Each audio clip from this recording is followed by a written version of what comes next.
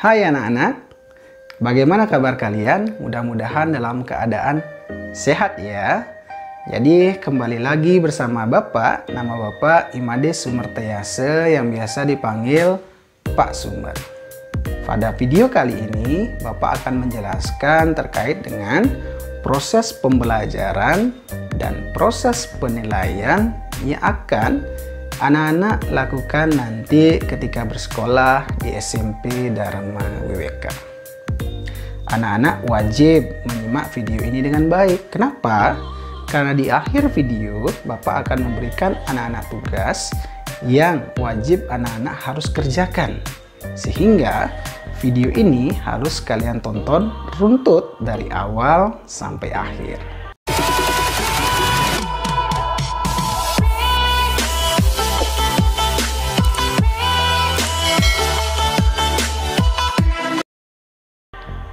Baik, kita mulai. Di SMP Dharma WK saat ini menggunakan kurikulum 2013. Sehingga proses pembelajaran yang dilakukan nanti di SMP Dharma WK, proses tatap mukanya, proses pembelajaran di kelasnya tentu mengacu kepada kurikulum 2013 tersebut. Nah, guru tidak lagi mentransfer ilmu dari guru ke siswa, melainkan pada kurikulum 2013, guru bersifat sebagai fasilitator, bersifat sebagai pendamping anak-anak belajar. Nah, pada proses pembelajaran, anak-anaklah yang harus aktif, yang harus kreatif, menemukan ide-ide, menemukan pemahaman-pemahaman, menemukan materi-materi sendiri, tentu dengan pendampingan dari Bapak Ibu Guru nanti. Melalui apa? Melalui metode pembelajaran, strategi pembelajaran yang tentu sesuai dengan anak-anak, yang menyenangkan, yang menarik, tentunya yang anak-anak sukai di kelas nanti. Nah anak-anak, dalam proses pembelajaran nanti ada 3 aspek, ada 3 lingkup penilaian yang akan dilakukan oleh Bapak Ibu Guru ketika proses pembelajaran. Yang pertama ada penilaian sikap, yang kedua ada penilaian pengetahuan, yang ketiga ada penilaian keterampilan. Pak akan jelaskan satu persatu serta bagaimana cara penilaian tersebut. Kita mulai dari yang pertama, penilaian sikap. Anak-anak, penilaian sikap itu dilakukan oleh Bapak Ibu Guru selama proses pembelajaran. Melalui apa? Melalui pengamatan. Bagaimana sikap anak-anak ketika proses pembelajaran. Nah, sikap itu diukur melalui 2 kategori. Yang pertama ada sikap religius, yang kedua ada sikap sosial. Pak berikan contohnya masing-masing. Untuk sikap sosial, maaf, Pak awali dari untuk sikap religius itu berkaitan dengan ketuhanan. Maka salah satu contohnya adalah rajin bersembahyang.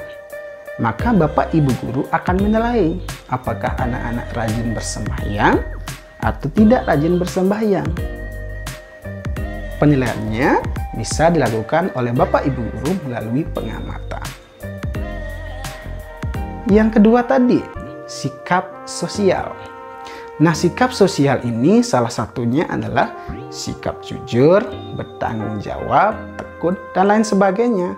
Tentu sikap ini juga akan dinilai oleh Bapak Ibu Guru melalui pengamatan. Selain pengamatan, nilai sikap ini juga bisa diukur melalui angket, penilaian antar teman, dan jurnal, catatan-catatan terkait dengan perilaku anak-anak selama proses pembelajaran. Nah, itu penilaian sikap. Yang kedua, tadi Pak sebutkan ada penilaian pengetahuan. Penilaian pengetahuan itu diukur oleh Bapak Ibu guru nanti, tentu biasanya di akhir proses pembelajaran. Di akhir biasanya anak-anak akan dites kan? Biasanya anak-anak diberikan soal. Nah, bagaimana anak-anak mengerjakan soal tersebut? Apabila benar, anak-anak akan diberikan nilai yang bagus, seperti itu. Nah, penilaian pengetahuan ini bisa diukur melalui tes tertulis, bisa juga tes lisan, bisa juga penugasan. Seperti itu. Atau di akhir bab biasanya Bapak Ibu guru akan memberikan ulangan harian. Itu juga salah satu penilaian pengetahuan. Atau di akhir semester biasanya anak-anak akan mengikuti yang namanya ulangan umum atau penilaian akhir semester. Itu juga salah satu dari penilaian pengetahuan. Baik, yang ketiga ada penilaian apa tadi? Ya, benar, penilaian keterampilan. Nah, penilaian keterampilan ini dilakukan juga dalam proses pembelajaran. Hal-hal apa aja yang dinilai dalam penilaian keterampilan itu salah satunya ada praktikum, ada proyeknya, dan ada portofolionya. Jadi ketika anak-anak melakukan praktikum, Bapak Ibu guru akan melakukan penilaian. Proyek salah satunya, tugas-tugas yang anak sudah kumpulkan itu juga salah satu merupakan penilaian keterampilan. Termasuk apakah anak-anak terampil dalam menyelesaikan soal, apakah runtutannya sudah benar dan segala macamnya, itu juga masuk dalam penilaian keterampilan. Nah, anak-anak, saat ini terjadi wabah atau pandemi COVID-19. Apakah proses pembelajaran seperti yang Bapak jelaskan tadi itu bisa berlangsung? Tentu tidak. Pemerintah tidak mengizinkan lembaga pendidikan atau sekolah-sekolah melaksanakan proses pembelajaran tatap muka. Nah, maka dari itu adalah pembelajaran daring atau pembelajaran online yang biasa disebut dengan pembelajaran jarak jauh.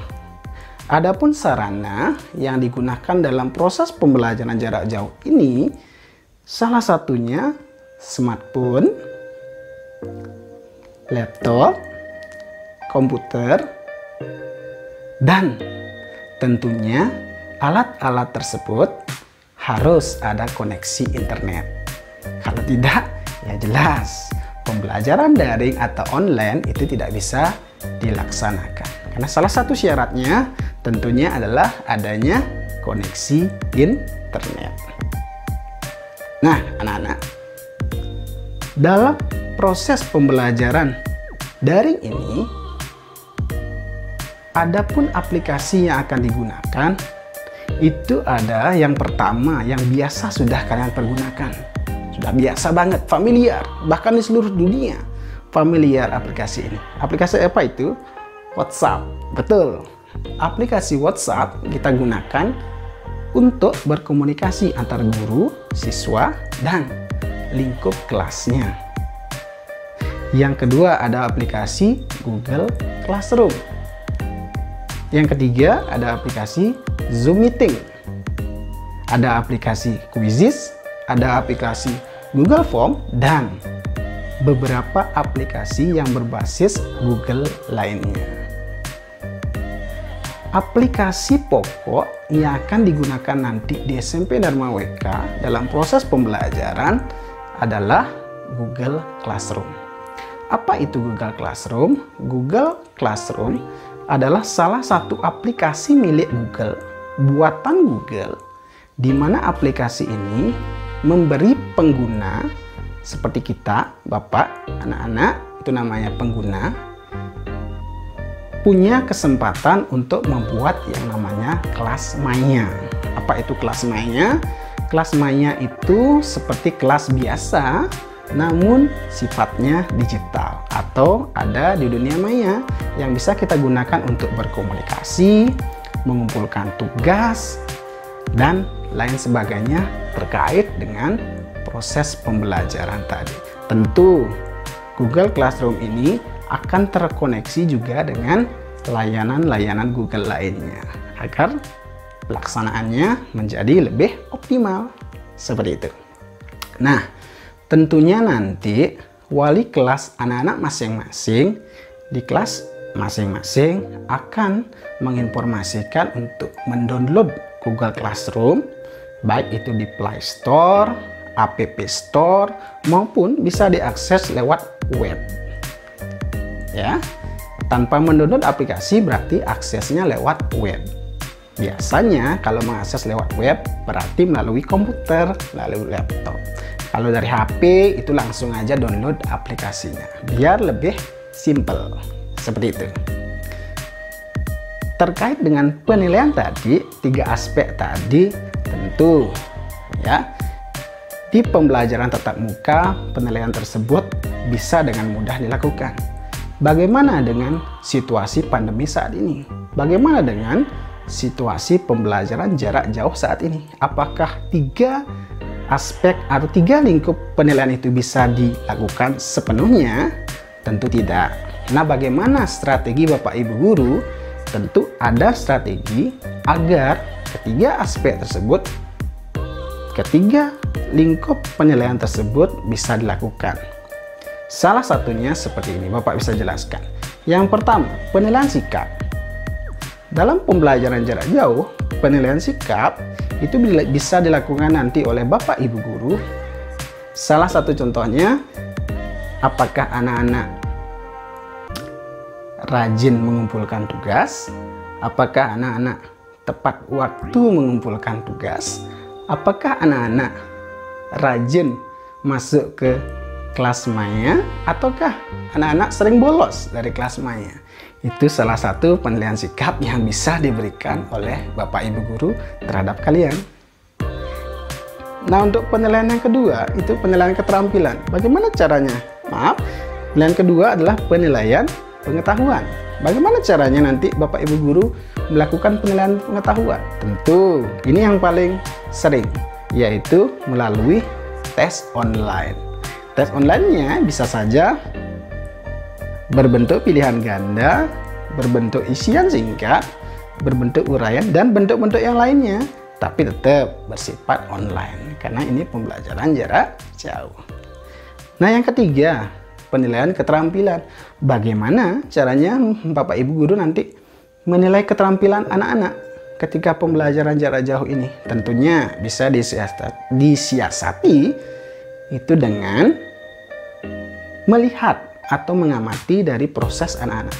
Apakah proses jawaban atau proses tugas anak-anak sudah ditulis dengan runtut, urutannya sudah benar, cara penyajiannya benar, itu salah satu bisa dijadikan sebagai aspek penilaian.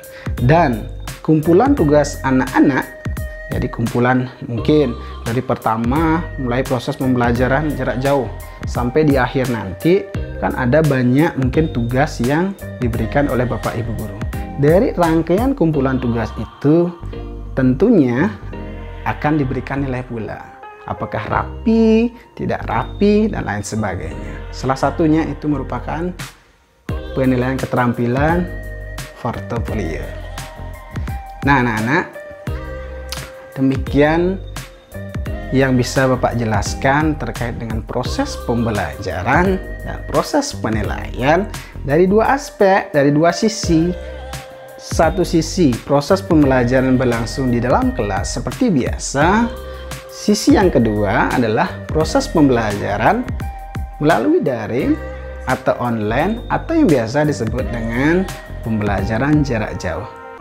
Kenapa kedua aspek ini Bapak jelaskan? Kenapa kedua sisi ini Bapak jelaskan? Karena situasi saat ini belum stabil, belum sepenuhnya kita diizinkan untuk melaksanakan proses pembelajaran di sekolah. Sehingga proses pembelajaran di sekolah itu ditunda, digantikan sementara dengan proses pembelajaran online, daring, atau jarak jauh ini. Demikian.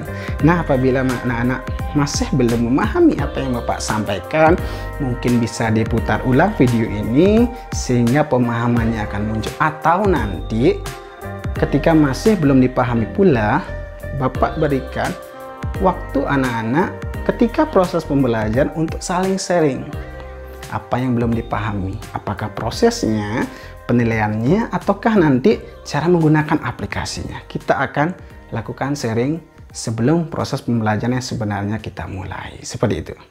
Nah, di akhir video seperti Bapak janji tadi, Bapak akan memberikan tugas kepada anak-anak. Tugas ini wajib anak-anak buat di kertas double folio. Silahkan ditulis dulu soalnya, kemudian dijawab di bawahnya. Ada 2 pertanyaan Bapak, simple. Yang pertama, dengarkan dengan baik agar bisa anak-anak nanti jawab soalnya. Yang pertama, sebutkan dan jelaskan 3 aspek penilaian yang dilakukan di SMP Dharma WWK, baik dalam proses pembelajaran yang normal tatap muka maupun yang daring. Itu kan sama aja, tinggal anak-anak sebutkan dan jelaskan apa itu. Itu yang pertama. Yang kedua, aplikasi apa dalam proses pembelajaran daring yang sudah kamu pernah gunakan, dan jelaskan bagaimana menurut kamu aplikasi tersebut. Apakah bagus, kurang bagus, atau yang lainnya. Tentu di SD dulu kamu sudah pernah menggunakan aplikasi dalam proses pembelajaran jarak jauh kan? Nah, kamu bisa sebutkan salah satunya dan jelaskan bagaimana aplikasi tersebut. Apakah bagus, kurang bagus, atau ya perlu diganti aplikasi dengan yang lebih bagus. Seperti itu.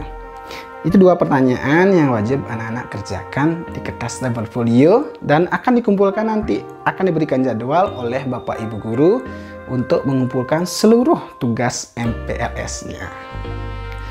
Baik anak-anak, jadi demikian yang bisa Bapak sampaikan, yang bisa Bapak jelaskan terkait materi proses pembelajaran dan penilaian di SMP Dharma WWK.